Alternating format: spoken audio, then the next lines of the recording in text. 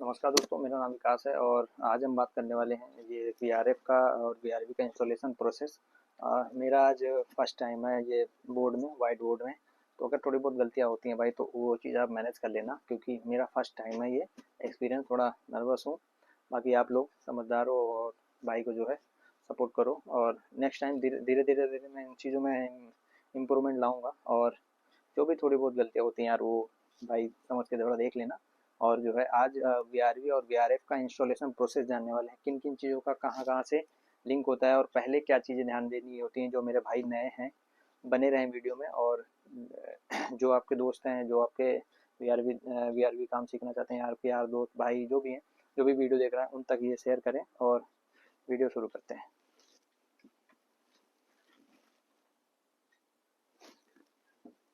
तो सबसे पहले दोस्तों तो बता देता हूँ मैं, ये हमारा चैनल है HVAC टेक्निकल पॉइंट। तो इसमें जो वीआरएफ इंस्टॉलेशन प्रोसेस और वीआरवी इंस्टॉलेशन प्रोसेस जानने वाले हैं।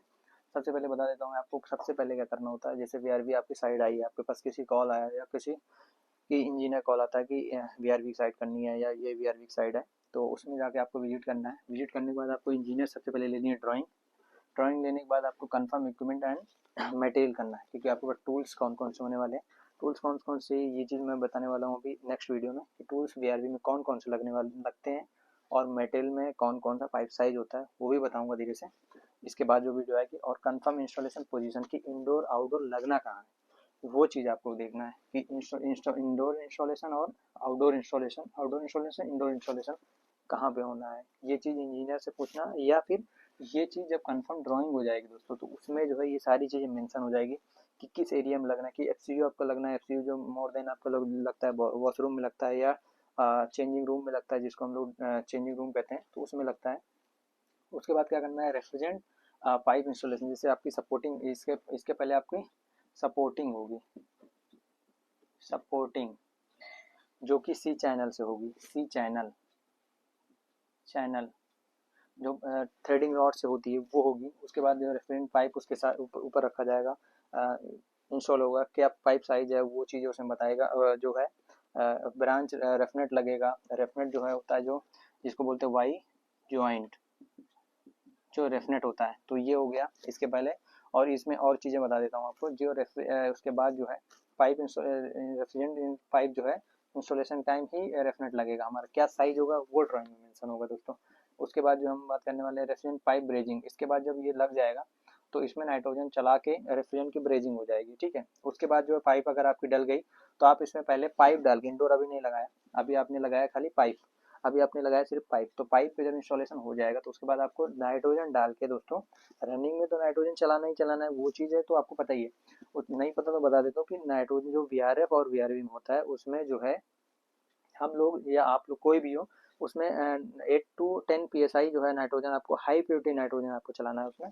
तो नाइट्रोजन जब चलाएंगे तो उसके अंदर जो है कार्बन नहीं आएगा, क्योंकि कभी कभी जो है कार्बन बहुत ज़्यादा आता है, तो वो जाके जो है इंडोर का जो है एक्सपेंशन वॉल्व होता है, जिसको ईवी बोलते हैं, उसमें जाकर रुक जाता है। तो वहाँ से जो है रेफ्रिजरेंट पास नहीं हो पाती, उस कंडीशन में चोक हो जाता है। तो ये चीज़ गलतियाँ ना करें। नाइट्रोजन का जो है 8 to 10 PSI high purity into आपको यूज़ करना है, ठीक है दोस्तों।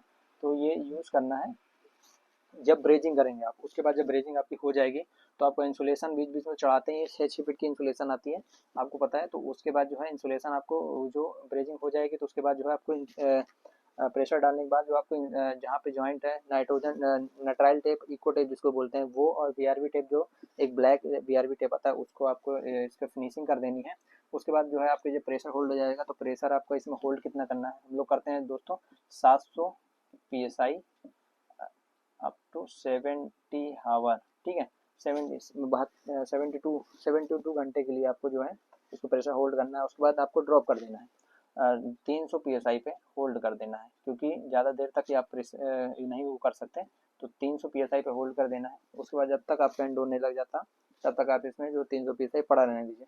फिर उसके बाद आ जाइए आप इंडोर इंस्टॉलेशन में। इंडोर जो है कहाँ पे इंस्टॉल करना है, वॉशरूम में करना है। वॉशरूम से डक्ट जाएगी, वॉशरूम वहाँ से डक्ट जाएगी, जो एफसीयू में डक्ट जाएगी, एफसीयू एफसीयू से डक्ट जो जाती है, डक्ट, ठीक है। ये एफसीयू से डक्ट जाएगी, डक्ट जो ये डक्ट जाएगी वहाँ पे ग्रिल लग जाएगा, जो रूम आपका होगा वहाँ पे ये हो गया। ये हो गया इंडोर इंस्टॉलेशन जो आपका वो भी थ्रेडिंग रॉड से वैसे सेम जो पाइप की सपोर्टिंग वैसे ही होगा।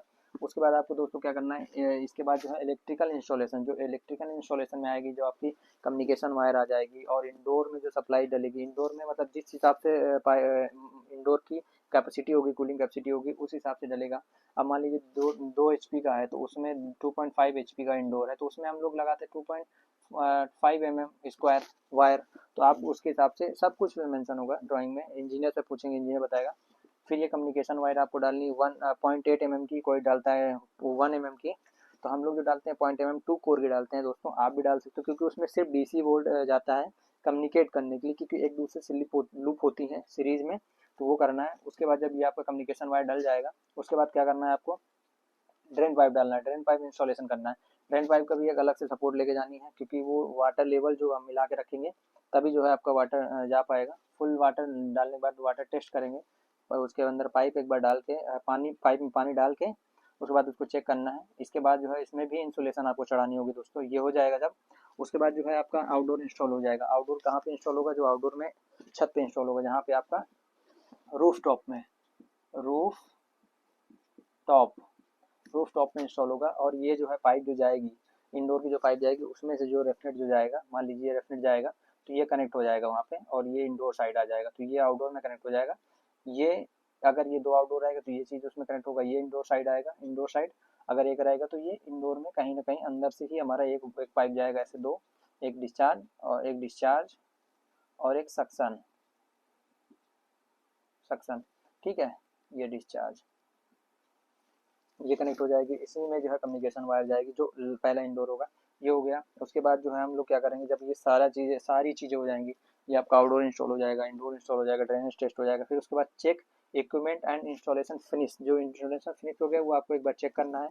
चेक करने के बाद जो है फिर आपको रेफ्रिजरेशन चार्ज करना है, जब कमीशनिंग होती है। फिर उसके बाद जो है जब आपकी कमीशनिंग होगी, उस टाइम गैस चार्जिंग कितनी डलनी है, क्या डलनी है, ये चीज़ें मैं आपको गैस चार्ज कितनी करनी चाहिए, कितने एचपी में कितनी, ये सब बता दूंगा आपको। पहले ये आपको ध्यान देना कि किन चीज़ों को ध्यान रखना चाहिए, तो वो बात करने वाले हैं। फिर सिस्टम एंड इक्विपमेंट टेस्ट, तो फिर जब आपको चालू करके टेस्ट करना होगा, तो यही है एक वीआरएफ का इंस्टॉलेशन प्रोसेस। और ये जो है उन भाइयों के लिए जो मेरे नए हैं, मैं पहले ही बता दिया हूँ, जिनको पता है भाई अच्छी बात है, आप कमेंट करके बता सकते हो कि ये वीडियो कैसी लगी उन लोग जो कर रहे हैं।